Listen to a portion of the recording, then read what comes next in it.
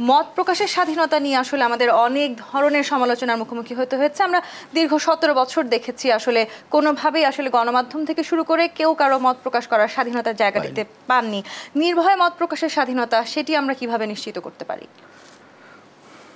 আমরা যদি জাস্ট জুলাই মাসের দিকে যদি তাকাই, যে বিপ্লবের মাস, সেই মাসে আপনার যদি আমরা একদিকে টেলিভিশনের সংবাদগুলোকে দেখি, অন্যদিকে আপনার প্রিন্ট মিডিয়ার সংবাদগুলোকে আমরা যদি পাশাপাশি দেখি, তাহলে দেখতে পাবো যে আপনার ইলেকট্রনিক্স মিডিয়াতে এক ধরনের প্রোপাগান্ডাই চলেছে নিউজের পরিবর্তে। এখন আমি বলছি না যে আপনার তারা এই ইচ্ছাকৃতভাবে সেটা করেছে। আমরা জানি যে একটি সর্বোচ্চ গোয়েন্দা সংস্থার লোকেরা এই জিনিসগুলোকে নিয়ন্ত্রণ করতে, বিকজ আমরা জানি যে আমাদের এখানে অনেক সহকর্মীরা কাজ করেন, তো টেলিভিশন চ্যানেলে কি হয়েছে আমরা জানি। এবং দেখা গেছে যে আপনার এর আগের সরকারের আমলে ডিজিটাল সিকিউরিটি আইন সহকারে অন্যান্য অনেক সংবাদপত্র কর্মী নিহত হয়েছেন, অনেক সংবাদপত্র কর্মী জেলে গিয়েছেন এবং জেলে গিয়েও হত্যাকাণ্ডের শিকার হয়েছেন, এরকম অনেক সংবাদকর্মী রয়েছে। এবং আপনারা জানেন যে সাগররুনি হত্যাকাণ্ডের পর আজকে এত বছর পরেও আমরা একটি চার্জশিট আমাদের আইন প্রয়োগকারী সংস্থা এখন পর্যন্ত দিতে পারেননি। তো আমরা অবশ্যই আশা করি যে এই দ্বিতীয় স্বাধীনতার পরে, কারণ এটা একটা বড় জিনিস যে মত প্রকাশের স্বাধীনতাকে নিশ্চিত করতে হবে। এবং সেক্ষেত্রে আপনি যে বলছিলেন যে অন্যায়গুলোর কথা বলছিলেন, সেক্ষেত্রে আমাদের সুনির্দিষ্ট মামলাটাও তো খুব প্রয়োজন, যাতে করে আসলে বিচারটাও সুনির্দিষ্টভাবে করা যায়। সেখান থেকে আমরা দেখছি যে ঢালাওভাবে আসলে সবাইকে হত্যা মামলা দেওয়া হচ্ছে। সেক্ষেত্রে কি আমরা সুষ্ঠু বিচার পাবো? এই ব্যাপারে তো তত্ত্বাবধায়ক সরকার সুনির্দিষ্টভাবে বলেছেন যে আপনার মামলাগুলো অবশ্যই নিরপেক্ষ তদন্ত হবে এবং তদন্তের মাধ্যমে যদি কেউ নির্দোষ প্রমাণিত হয় অবশ্যই তারা মানে বিচারের বাইরে থাকবেন। কিন্তু আপনি যেটা বলছেন যে হ্যাঁ, এটাও একটা ভীতিকর পরিস্থিতি তৈরি করেছে। সেই ক্ষেত্রে আমরা যারা সংবাদপত্র কর্মী রয়েছি বা সংবাদ বান্ধব জনগণ রয়েছি, এদেরকে এই বিষয়গুলো সুস্পষ্টভাবে সরকারের কাছে তুলে ধরতে হবে, যাতে সংবাদপত্র স্বাধীনভাবে তাদের মত প্রকাশ করতে পারে।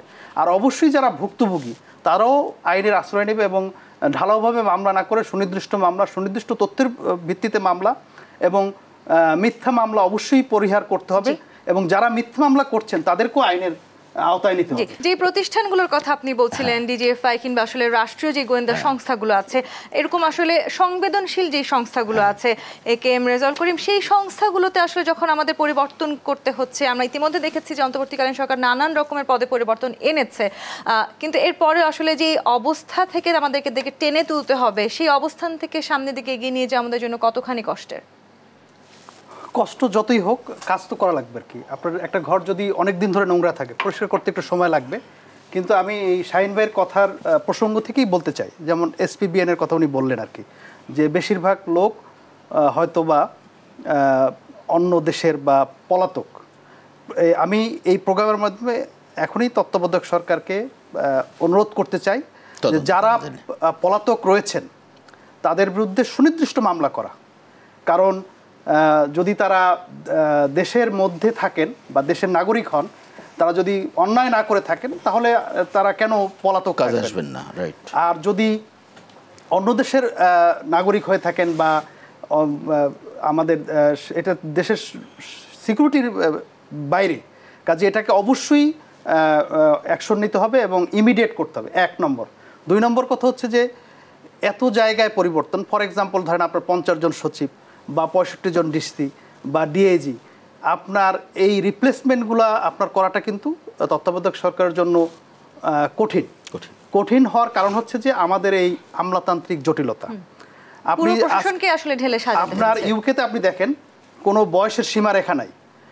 আপনার এখানেও এই যে সব পদগুলো খালি হচ্ছে শাহিন ভাই, এই সব পদে বয়সের সীমা উঠিয়ে দিতে হবে এবং কোনো চুক্তিভিত্তিক নিয়োগ না, আপনার ওপেন নিয়োগ বিজ্ঞপ্তির মাধ্যমে। এখন পত্রিকাও দেওয়ার দরকার নাই, যে সকল মন্ত্রণালয় আছে তাদের পেজে আপনার নিয়োগ বিজ্ঞপ্তি দিতে পারে। PSC-কে শক্তিশালী করে যোগ্য লোকদেরকে এইসব খালি জায়গায় বসাতে হবে। কারণ আপনার এত সচিব, এত যুগ্ম সচিব, এত অতিরিক্ত সচিব কিন্তু আমরা পাবো না, কারণ এরা সবাই আপনার বিগত সরকারের সেবাদাস। তাদেরকে ইমিডিয়েট আইনের সোপর্দ করে এই খালি জায়গাগুলো পূরণ করে আপনার দেশকে সঠিক রাস্তায় নিয়ে নিতে হবে আর কি।